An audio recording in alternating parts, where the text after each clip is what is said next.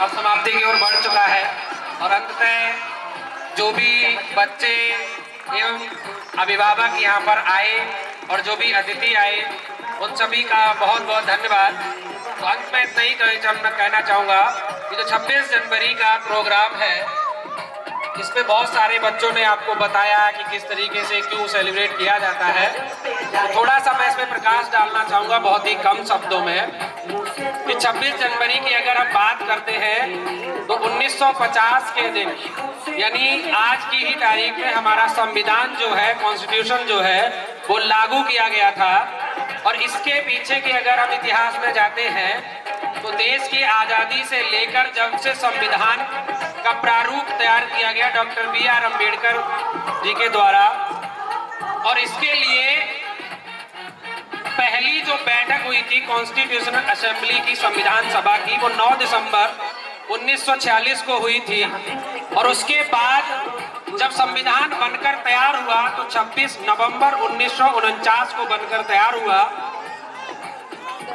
तो बात यह है कि 26 जनवरी ही क्यों चुनी गई, इसके पीछे की एक वजह है 1930 में 1930 में 26 जनवरी को INC यानी इंडियन नेशनल कांग्रेस के द्वारा पूर्ण स्वराज्य का प्रस्ताव लाया गया था।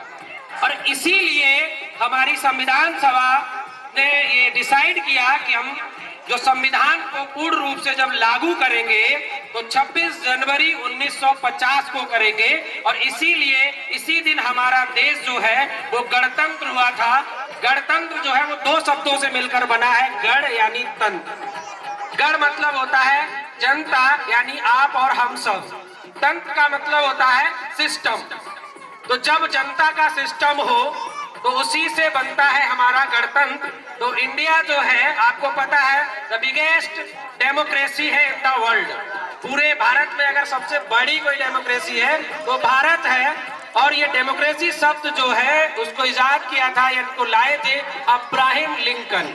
और उन्होंने ये कहा था कि जो लोकतंत्र होता है वो जनता का शासन होता है, जनता के द्वारा चुने गए प्रतिनिधियों का होता है और इसे जनता का शासन कहते हैं।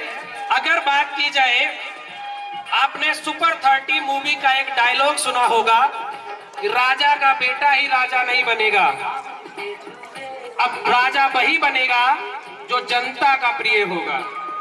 तो राजशाही में और लोकतंत्र में यही फर्क होता है। राजशाही में राजा का बेटा ही राजा बनता है, परंतु लोकतंत्र में जनता के द्वारा चुना गया प्रतिनिधि बनता है। तो अंततः इसी के साथ हम चाहेंगे आप सभी का बहुत बहुत तहे दिल से धन्यवाद। हमारे विद्यालय प्रांगण की तरफ से सभी शिक्षकों की ओर से उन सभी बच्चों का, सभी अभिभावकों का, सभी का बहुत बहुत धन्यवाद जो आप यहाँ पर आए और हमारे बच्चों का उत्साहवर्धन किया, उसके लिए तहे दिल से शुक्रिया। और